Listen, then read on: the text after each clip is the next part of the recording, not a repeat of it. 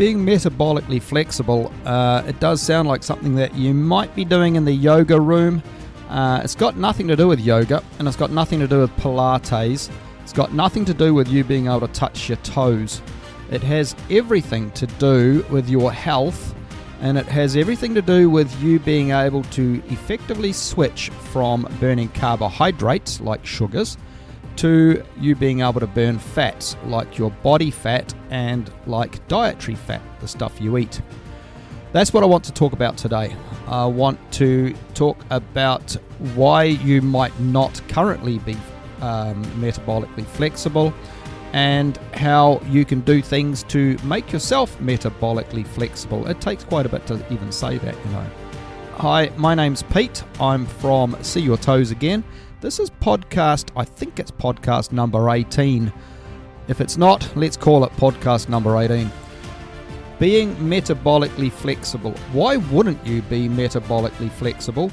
Why wouldn't your body be able to burn sugars, carbohydrates and stuff, and then switch over to burning fat easily? That's what your body is designed to do. It's a natural thing.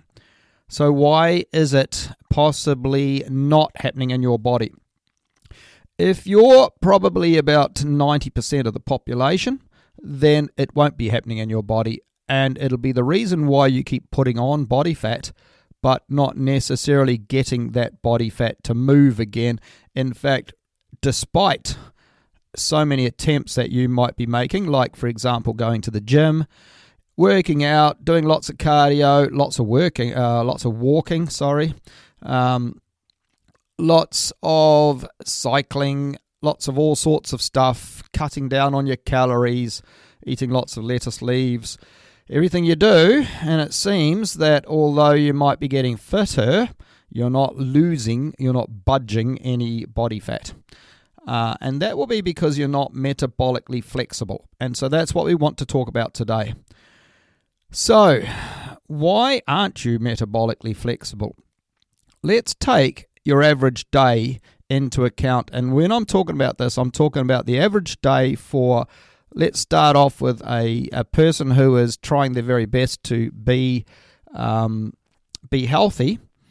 So, maybe you start off the day with a glass of orange juice. You might have a bowl of cereal. It could be a bowl of granola. Chuck some yogurt on there. Potatoes.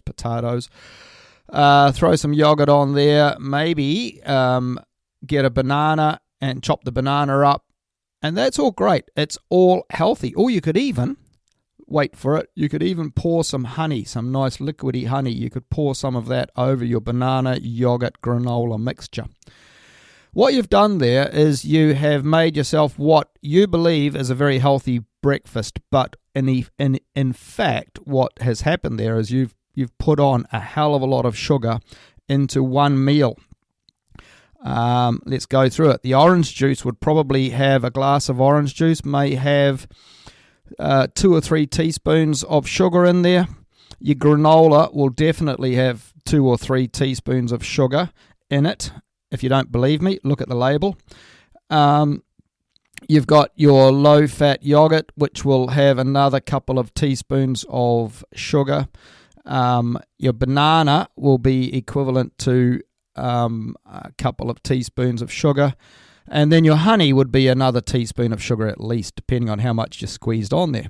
So you've got probably, where did that come to? I wasn't adding it up, but say if you say 8 or 10 teaspoons of sugar, which would probably be around 40 or 50 grams of sugar. That's just in your breakfast. So all of that sugar, you eat it over the next, how long would it take you to eat that? 15 minutes? And all of that sugar is instantly absorbed into your bloodstream. So it hits your saliva and starts absorbing into your bloodstream. It goes down into your stomach and gets absorbed very quickly. That's the thing about sugar. It gets absorbed very quickly. And so that gets into your bloodstream.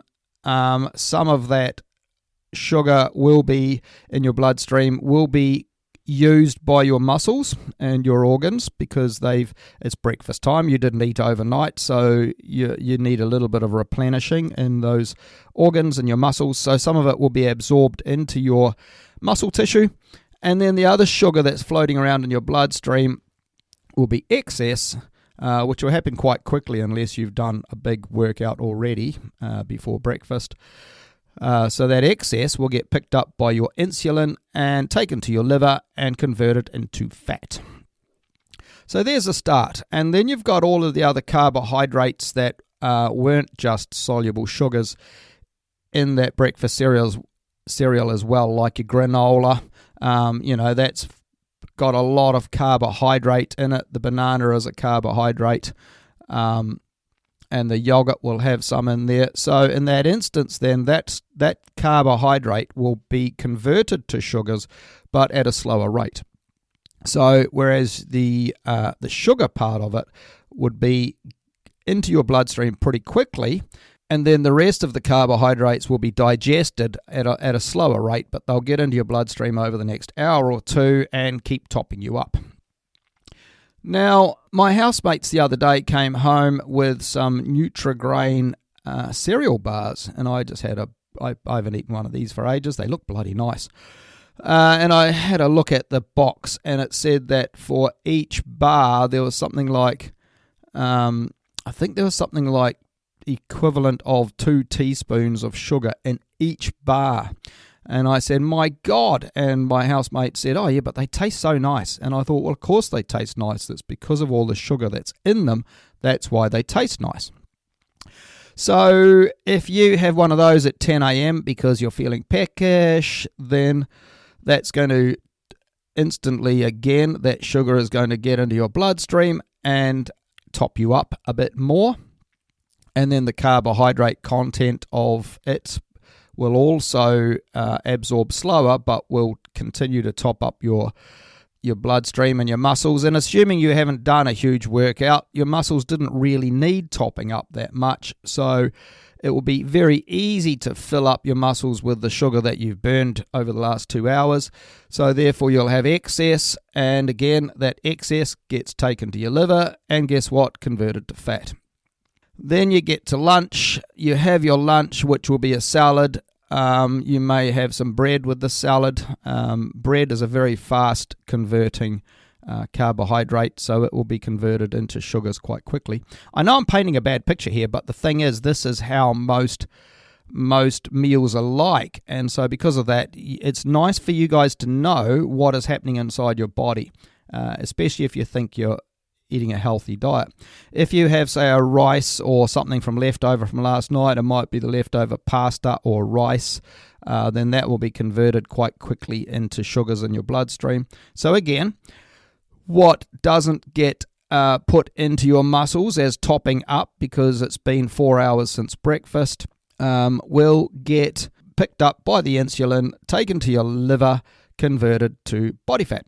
And so you put on a bit more body fat. It might only be a few grams each time, but this is a few grams of body fat and a few grams of body fat, and like breakfast may have been several grams of body fat, and so on. So you're continually putting a little bit on. Then by mid-afternoon, of course, you're feeling a bit hangry. You're getting those 2 o'clock blues.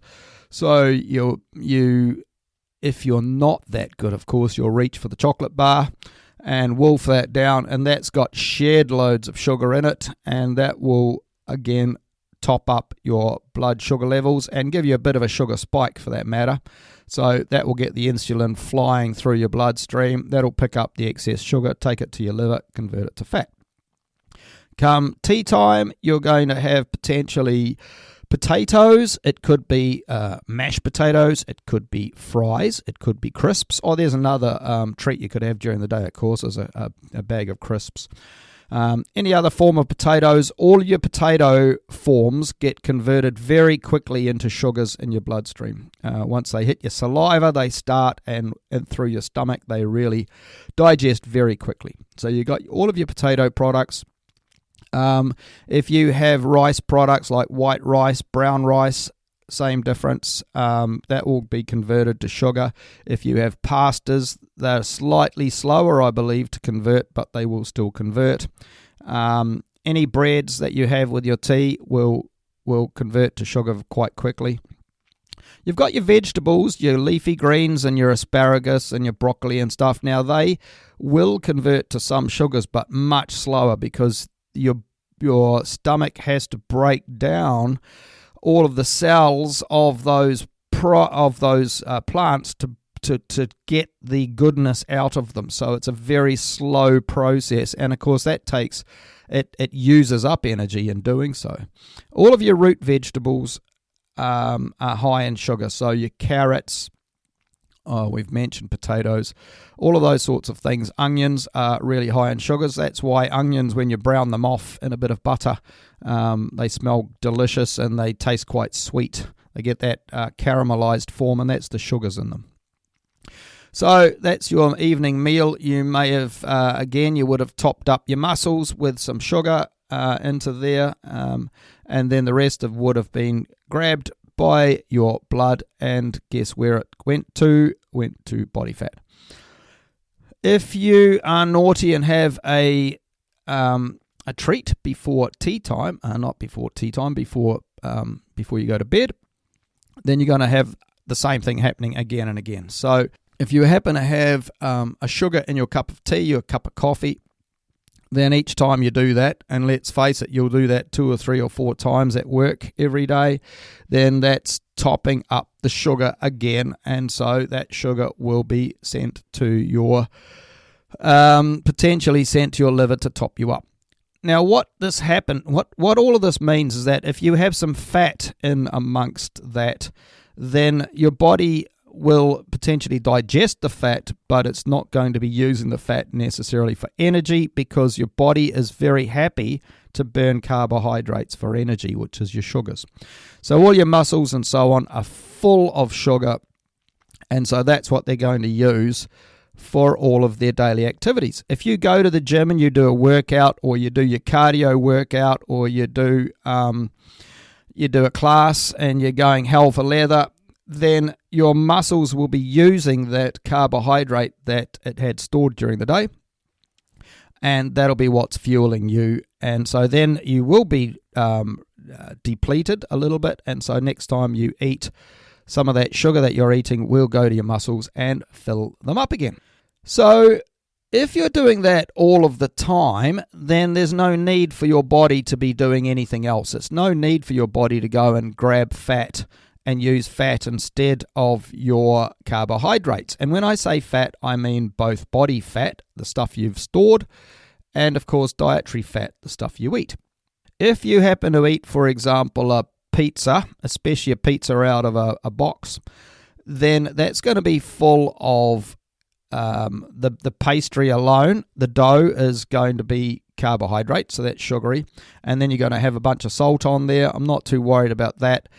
There'll be a lot of potentially a lot of fats in there as well, and so therefore that becomes really calorific, because your body can break down the fats and use those. If you've already topped yourself up with all the carbs and the sugars and so on from the pizza, and so those fats are just extra calories. So that's one day. If you repeat that day every day, then even when you're thinking, well, I'm going to have a calorie deficit, I'm going to lose weight, I'm going to reduce how much I eat, I'm still going to have that really healthy breakfast of granola and orange juice, and I'll have a banana, and I'll have my honey, because that's all really good for me. At lunchtime, I'll cut back and I'll just have maybe a sandwich or a salad. And then at tea time, I'm going to have some potato, and I'm going to have some vegetables and stuff, and I'll have some meat or some fish.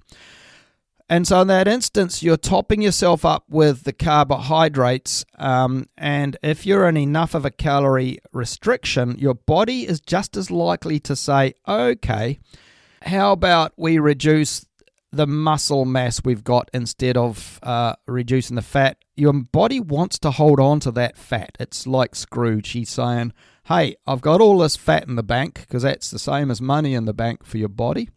I've got all the fat in the bank. I don't want to use that. I've got a few muscles around my body that we're not really using that much, so how about we get rid of those or we reduce them? So therefore you end up you'll lose weight quite often with a lot of these diets you do that are carbohydrate-based diets. You'll lose weight, but a lot of that weight will be muscular. It'll be muscles that are getting burned for energy, and it's just like a big office, a corporate saying, right, we've got to make cutbacks. We don't want to use up all the money in our bank, all our reserves. We're going to have to do some trimming here, and so who can we trim off the payroll? That's reducing our burden. It's reducing our payroll, and that's what your body is doing when it gets rid of muscles that aren't really that needed. It's cutting. It's basically burning your muscles away, eating your muscles effectively, and so reducing the workload that your body has to do to look after those muscles, because all those muscles require energy to keep them going. So therefore you can slim down, but quite often you'll find that you've slimmed down because of muscular slimming, not necessarily of fat slimming. And that means it means two things. One is that those muscles used to burn energy. Muscles do burn a lot of energy. So if you've lost muscles through dieting, then you're not going to be burning as much energy, which of course also means that when you eat those same foods, your body doesn't have to fill up those muscles with sugar as much because you don't have as many muscles. So it can afford to put even more fat into storage. So it's a bit of a nasty turn. And of course, you get on the weights and you've lost weight and you feel happy. But then when you stop dieting, you're potentially going to put on even more weight, and you're certainly going to put it on faster because you don't have the same muscle mass to burn fat with. That's why it's really important when you do any form of dieting, especially calorie dieting, that you work your ass off at the gym, not with cardio, but you got to get on the weights and you got to push weights, because that's keeping your muscles required. And if you can keep your muscles needed by your body, then your body's less likely to break them down for food. So there you go. So now we have basically we've also created your workout plan if you're planning on dieting. But it still doesn't help because you've lost all this muscle mass, but you haven't lost any of your fat, or you might have lost a little bit of your fat, but not that much. So we need to become fat adapted, and this is the crux of the matter, because we need to make your body learn to burn that fat. And you'd think that would be natural. I'm stopping eating. I haven't eaten as much. I'm in a calorie restriction. I've got all this fat. That fat is energy, and it's huge energy. It's amazing energy that your body has stored for a rainy day, and yet your body bloody well doesn't burn it. And it's really frustrating. So we have to figure out ways to teach your body, and it is literally that. We have to teach your body to burn body fat. And the way we do that, first of all, it's not by calorie restriction. If you restrict your calories, then your body will also slow down. It'll say, okay, the best way I can use fewer calories during my day, I'm breaking down those muscle tissues that I didn't need, which is reducing my load, my requirement. But also, if I just slow down my entire metabolism, then I won't be using as much energy during the day. And so that's why on a lot of calorie restrictions, you'll just feel tired and knackered all day long. You won't have the energy, and that's because your body is slowing you down so that it doesn't have to use as much energy, because you're not feeding it enough energy. So how about we make a diet where we don't have to restrict calories? That way, by not restricting your calories, your body has a chance to keep on metabolizing at full speed. You don't feel tired. You don't feel like crap. You don't lose your muscle mass, but you do lose your fat. That's what we're aiming for, and that's what we're talking about today. So the best way to do that is to, first of all, well, it's twofold, and you need to do them both at the same time. The first one is you have to stop eating all those carbohydrates. Now, I'm not saying stop forever. I'm saying stop while you're teaching your body how to become adapted to fat. So while you eat carbohydrates, which is your sugars and your breads and your cakes and buns and your potatoes and your pasta and rice, all of these are carbohydrates. I bang on about them on every podcast I do. You need to stop eating all of those, because while you're eating them, your body will preferentially use those as energy, as food energy. So you can eat lots of fat and eat some carbohydrates, and your body will use those carbohydrates first. And alcohol, by the way, it'll use alcohol even before it uses carbohydrates.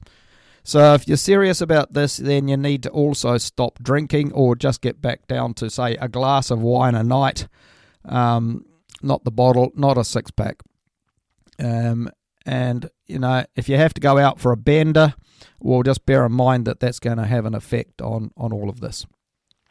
So you've cut out your drinking alcohol, you have cut out your calories from carbohydrates, you've cut all of those down. Kind of like, well, what the hell am I going to eat then? So for breakfast, eat things that are high in fat and high in protein and really low in carbohydrates. I personally eat, it's not for everybody, but I eat 2 beef patties and I have 2 fried eggs on top of those beef patties. And to be frank, they're bloody delicious, and I have them just about every morning, and I look forward to them. I'm slobbering while I think about them cooking. I chuck the beef patties in the air fryer, 18 minutes, 180 degrees, and then that does that. They pop out just the same every day. The eggs are nice and runny.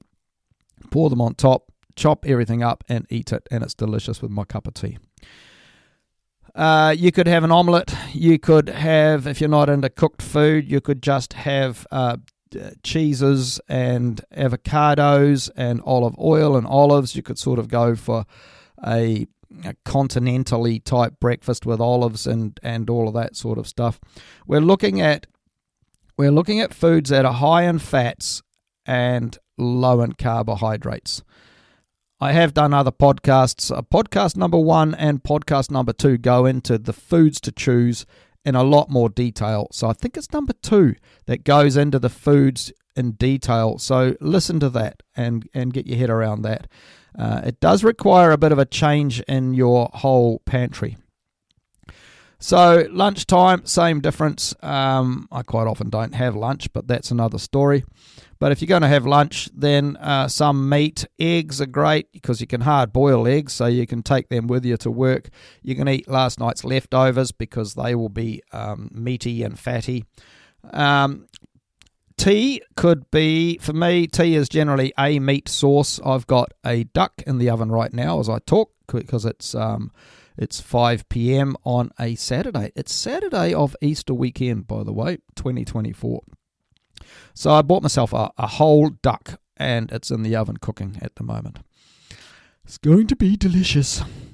And I'll have that with some leafy green salad, some chopped up cherry tomatoes, and some olives out of the jar, and olive oil. And the olive oil is nice because I had some jalapenos, and I used the jalapenos, I threw them in some olive oil, and that made the olive oil a little bit bloody hot. And so then when I finished the jalapenos, I used that same olive oil to fill up my olives. So I pour the water out of the jar of olives and I fill it up with this jalapeno enriched olive oil. And I tell you what, it adds a little bit of a spice to your meal. So yeah, eat those sorts of foods that are high in fat and high in protein. Now, what happens there is because you're not eating carbohydrates, it may take a few days to get the carbohydrates, all of the glycogen out of your muscles, and you will get tired. And there's a thing called keto flu, which people love to go on about as if you're going to die of this flu and it's going to be with you forever. But what happens there is, if you just keep doing this where you're eating lots of fats and proteins, and if you haven't been eating too much protein, you'll find there's a massive difference will start happening in your body. You'll find your hair will get better, your skin will get better, your hormones will start balancing out, and your entire physical form will alter for the better. And you may even find, incidentally, I'm drifting here, but you may even find that mentally, you will feel a little bit clearer too. You may feel a lot of brain fog at the start while your brain is figuring out what to do with this lack of carbohydrate caper. But once you get adapted, you'll find massive differences. Anyway, I digress. So for the first few days of doing this, you're going to find that your body will slowly be burning those carbs, and although you're eating fats, which are a really good energy source, your body won't be using your fats that you're eating particularly, because it's still using your carbohydrates that are in your muscles, and your liver, will also be will have been storing a whole bunch of glycogen. So you've got to use all that up. It's like your body has to use up all of the carbohydrates, all of the sugars that it has stored before it will start using fat as its energy source. And then at some stage over the next few days, for me it happened on day 4. I remember it clearly. I've mentioned it in other podcasts. I felt like shit. That's the wrong terminology. I felt really knackered, and I said to the person I was with, I said, I feel like I'm coming down with the flu. Hence it's called keto flu. It's like when you are feeling off your game. It's not when you've got the flu, it's when you can feel that you're getting the flu. And it was 5 o'clock. I was walking to the gym. I did, to my surprise, I did a really good workout, but I just felt like shit. Went home, felt like shit, had tea, which again was high fat, high protein, no carbohydrates, because I was trying to switch. This is the first time ever that I had done this. I went to bed thinking, God, I hope I feel better tomorrow. And I woke up and I felt over the moon. I could have done somersaults out of bed. The amount of energy I had was incredible. Now, what happened there was that day was like when, you see, I grew up when decades ago, some cars, this was in New Zealand, cars used LPG or I think it was CNG as well. They'd have a tank in their boot, in the car boot, full of this gas like LPG, liquid petroleum gas. They'd run on petrol, but they wanted to run on LPG. But when the LPG ran out, they'd have to switch over to using petrol, and there was a real lag, probably a bit dangerous for that matter too. There was a lag before all the LPG was out of the system and the petrol could kick in, and off it went again. And it's kind of a bit like that with your body. Your body has to get rid of all of your glycogen, all of your sugars, because glycogen and sugar, glycogen is a form of sugar. It has to get rid of all of those before it will switch. And it will almost say reluctantly, look, for God's sake, what are you doing to me? And that's with that whole day, half a day, overnight, where you're just feeling like crap because your body has pretty much run out of gas. And that's how you feel. Which is how you feel, of course, before you get the flu. You feel, I have run out of gas. And then eventually your body says, screw this, and it makes the switch. And once it makes that switch, the difference is just black and white.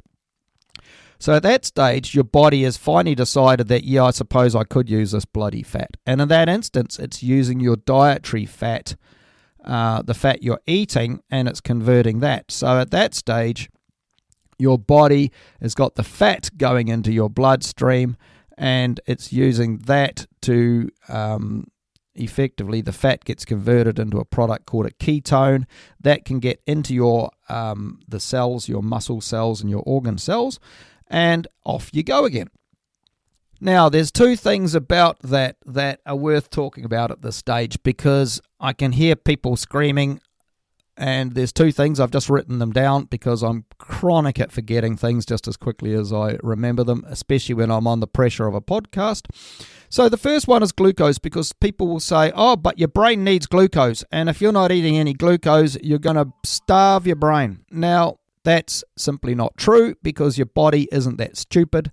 Your body can convert fats into glucose, and so it can make its own glucose. It converts proteins into glucose, I believe. So it's called gluconeogenesis. So it means your body will never run out of glucose as long as you're eating other foods. So you don't have to be eating sugar, because glucose is a type of sugar.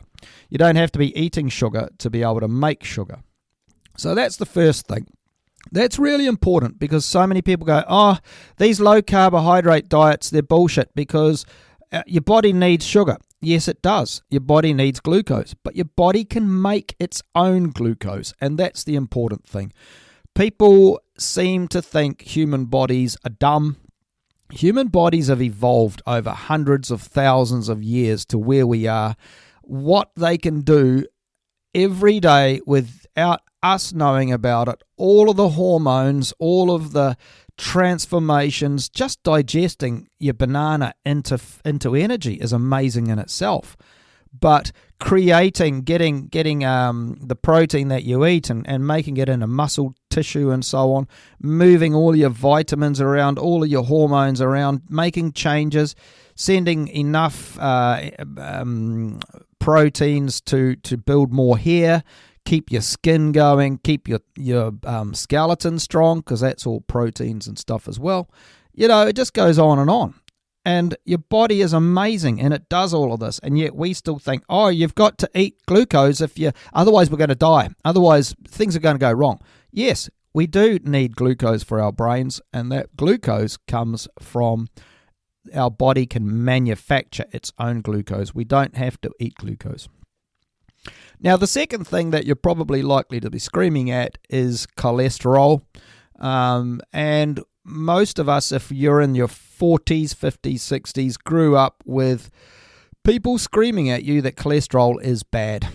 And you should cut down on cholesterol. Therefore, don't eat eggs, don't eat too much protein, don't eat this, don't eat that, don't eat the next thing. And it turns out now that that's all bullshit. In fact, I believe the authorities have even stopped saying don't eat high cholesterol foods, because they've realized that's not at all influential on your cholesterol in your body. Your body can make its own cholesterol. And I did a podcast only a couple of podcasts ago. It was probably number 13 or 14, around that mark, maybe 15. And that was called cholesterol.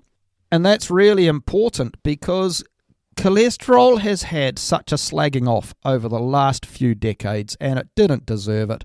It is so another guy that's been thrown in prison without any sort of proper jury, and said, you're the bad guy.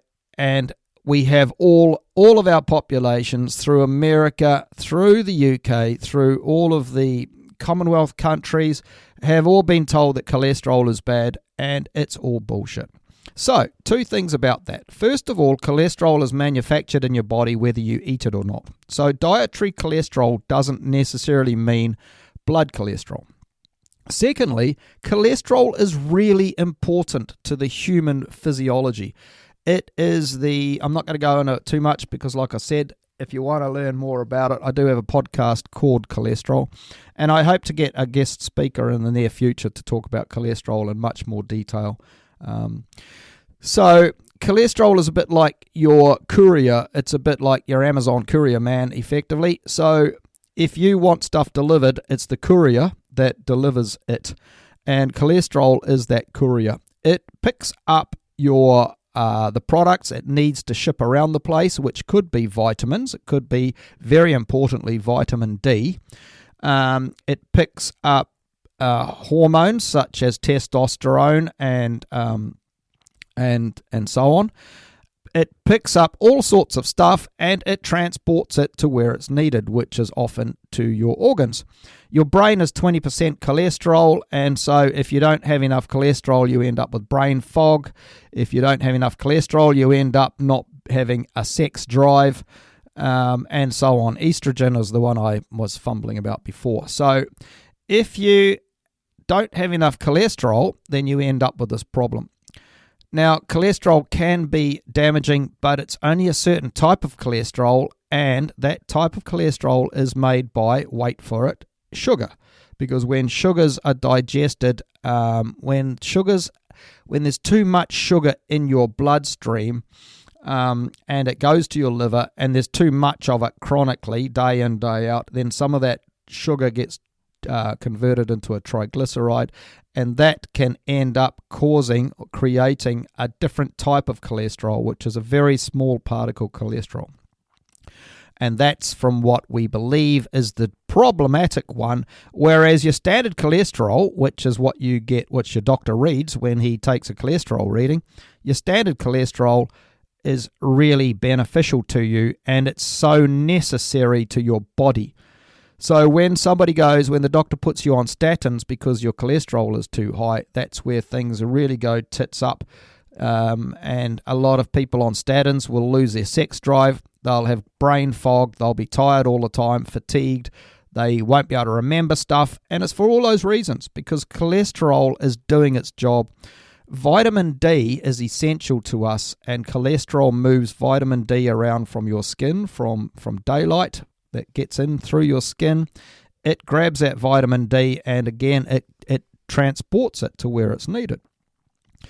That leads me to a hypothesis about COVID-19, to be honest, and how a lot of the people who died were overweight, older men especially. That was the exact genre of people who seem to be at most risk. And personally, I wonder how many of those people were on statins, and therefore the statins would have reduced vitamin D mobility through their bodies, and it has been shown that vitamin D was a very strategic vitamin to help people get through COVID. So can you imagine if all of these overweight men, middle-aged and older men, were on statins, and that vitamin D wasn't getting transported around their bodies because of these statins, and that was the overriding reason why they fell victim to COVID. Just an hypothesis. So there you go. So, moving on before I end up being sued. So in that instance now, we have been able to convert our bodies to burning fat for energy. For the meantime, always actually, I'll scribble out the for the meantime and change that for the all time. We need to be eating dietary fat. We need to be eating fatty foods. I personally eat quite a bit of saturated fat because I eat a lot of animal fat. For example, for lunch, I went on a 7-mile walk today with a walking group and my little dog. And so for breakfast, I had my 2 beef patties, burger patties. Not the burgers, of course. I don't eat the bread. I'm not that gluten tolerant, to be honest, so I stay away from bread products. So I had the 2 beef patties, and I had the 2 fried eggs, extra large eggs, by the way, on there. They were fried in butter, so I poured the eggs on top of the beef patties, and then I poured the butter all over both of them. There was a bit of salt and pepper on there, and it was bloody delicious. And then for lunch, because I did the 7-mile walk, I had also cooked up some pork belly strips.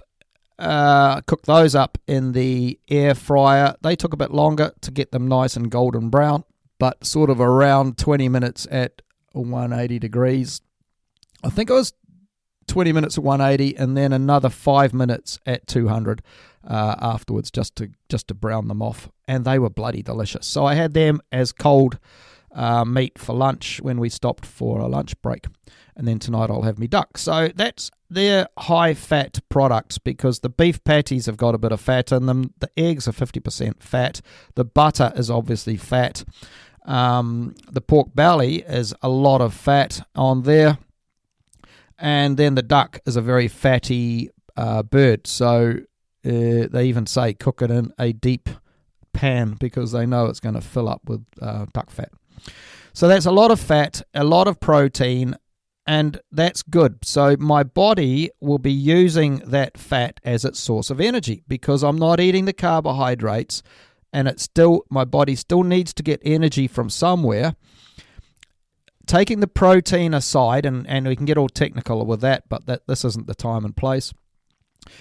Your body needs energy to survive. Your body needs energy to do all of your day-to-day activities, even getting out of bed, thinking, working out stuff for work, doing your work, doing a workout, doing your lifting. I do lots of weights at the gym. Sometimes I do cardio. I hate it, but I still do it. Other people, you guys might be thinking, well, I like to do my cardio, the 7-mile walk today. All of that's energy. We need energy to get through our day. That energy either comes from the carbohydrates, which is where it's coming from for most of you at the moment, which is your sugars and your again, just to reiterate, your breads and your pastas and your rice and your potatoes and all the sugars you're eating, all of those carbohydrates. Or it's got to come from fat. Fat is the other energy source. And like I've said, your body will only burn the fat when it's not got carbohydrates or alcohol. So you've got no carbs, you've got no alcohol, so therefore you have to put dietary fat into your system. And that's where most people fall over. A lot of people, they'll do this for a couple of weeks and then they'll think, I'm sure this isn't healthy for me, because we've been indoctrinated for decades that fat is bad and cholesterol is bad and fiber is good and carbohydrates are good. And yet here we are in a position where obesity is epidemic, diabetes is epidemic, heart disease is epidemic, heart attacks are worse, more frequent than ever. Gout, depression is huge. There are more depressed people and anxious people than ever before. And it has been proven that carbohydrates are responsible for all of those, including depression. I hope also to have I've got to be careful with this, a psychotherapist, a psychologist on in the next few weeks, and she will talk about psychology and how it's affected by nutrition as well, and carbohydrates.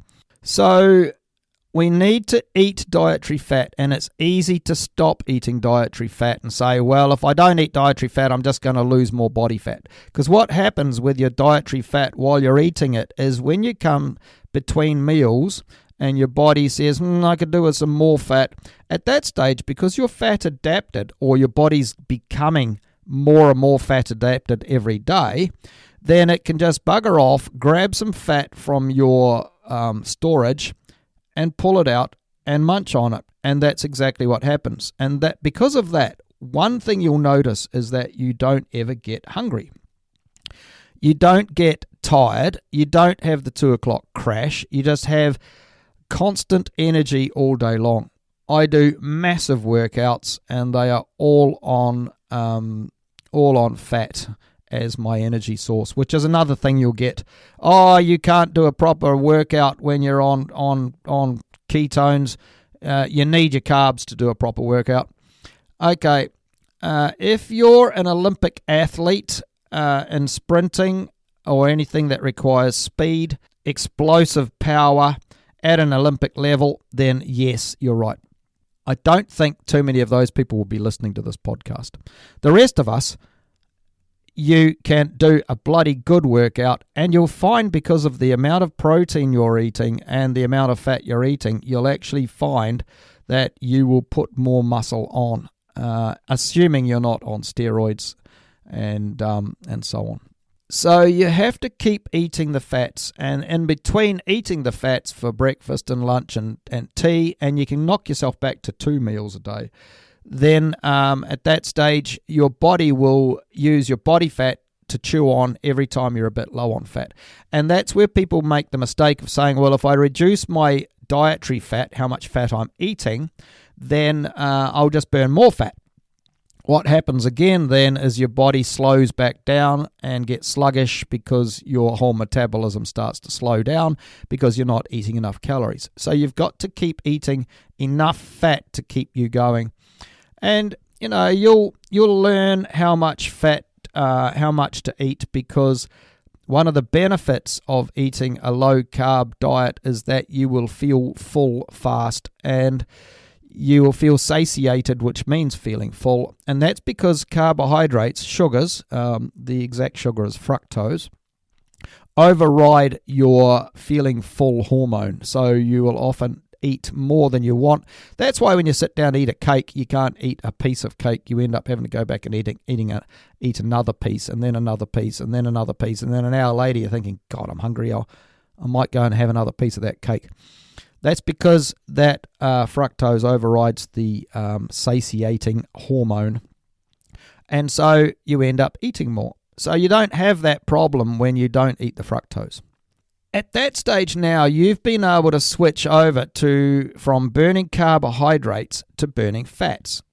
It would have been hard the first time, but I can guarantee in future times it's much, much easier. And so then if you've been doing it I suggest you do it for 3 or 4 weeks at least on the high fat, high protein, low carb. And then if you have carbs, like you go out for a meal with your friends, or you're on a date, or you're just sick of it and you think, I just want to eat some, as you would call it, real food, because that's what you've been eating all of your life, then you can do so, and you can wolf out on your carbs. And as soon as those carbohydrates hit your saliva, your body will start to switch back. And certainly if you have a good carbohydrate-rich meal, your body will fill itself up with sugars, and it will start burning sugars, and it'll stop burning fats. But as soon as you stop burning those sugars, eating those sugars and your carbohydrates, it will take a couple of days for the glycogen and the sugars to get out of your bloodstream, and you'll switch over. But this time you won't have the problems of your body having to drag itself through the drain before it decides to switch over. It'll just switch over when it realizes that your food's running out. And that's what metabolically flexible is all about, because at that stage, you're in a position where you can burn fat or you can burn carbohydrates as you decide, as you want to. And your body can switch from burning one to the other with no issue. That's the situation I'm in. If last week I had to go to my day job, and there was a meeting down south. They had a huge, first of all, I had a restaurant, which was a curry the night before with some colleagues. And then during the day, there were just sandwiches and cakes and biscuits and God knows what. And I just ate like mad. And again, my satiating hormones stopped because I was eating all of that sugary stuff, and I ate like a pig. It was great. I didn't have a guilty conscience. I did eat until I felt a little bit ill. I did notice also I had a bit of an energy crash, of course, a few hours later. I had to drive 4 hours home, which was a bit of a struggle. And then the following day, I went back to my normal meals, and within a couple of days, I stopped. I could feel myself switch over. How can you feel yourself switch over? Well, there's a couple of ways. One is that you piss like mad. So if you have a big carb up day, then about 2 days later, it's good to not plan any trips away, because I'm saying this as a salesman. If you're a salesman on the road, for example, and you drive, you may find yourself having to piss about every 20 or 30 minutes. You've only just finished having a pee and you have another one. Why is that? Oh, and by the way, when you carb up, when you have all those carbohydrate meals, make sure you drink plenty of water, plenty of liquids. because your glycogen needs water to store with it. So that's why bodybuilders will often have lots of carbohydrates just before their show, because the carbohydrates, the glycogen gets in their muscles and it fills their muscles up with water as well, and that makes them look even bigger and stronger and so on. So they do that as a method of sort of pumping themselves. So that's what's happening inside your body. Your body, when you have all those carbohydrates, needs to fill up with water again, and so that's all fine and dandy. But 2 days after you've stopped eating your carbohydrates and you're back to eating fat and protein, that water's got nowhere to go. So when you burn all the glycogen out of your muscles, you'll find you'll start to piss and piss and piss and piss and piss and piss. And that's all of the water leaving the muscles again. And so it might happen for me, it normally happens for about 3 or 4 hours, I suppose. It's a bit frustrating at the time. And then you're fine and dandy, and that's when you know you've switched over. That's the main way I know I've switched over. So the benefit of becoming metabolically flexible, though, is that you, and this is the crux of the matter, is that you have taught your body how to use fat as a form of energy. And so your body can use your body fat as a form of energy, and you will slowly, over the months, you will lose a lot of body fat, and you will also increase muscle potentially because you are eating more protein. You'll find your hair gets better, your skin gets better, you'll look younger. And, people think, oh, what a load of bullshit, he's just making it up. But no, it's true. You'll find you will look and feel a lot younger because your skin is becoming healthier. That's the word I was looking for. Your hormones will get balanced properly, and that's really important because your hormones all need proteins and fats, and all of those will start balancing out. If you're a woman and you've had menstrual issues, you find that your periods are difficult, you may very well find that they become a lot better because your hormones start balancing out much better, and you'll recover better because you're having more fats and more proteins in your diet. If you're a bloke, you will find that your sex drive may increase markedly because, again, your hormones will start balancing themselves out with all the fats and proteins.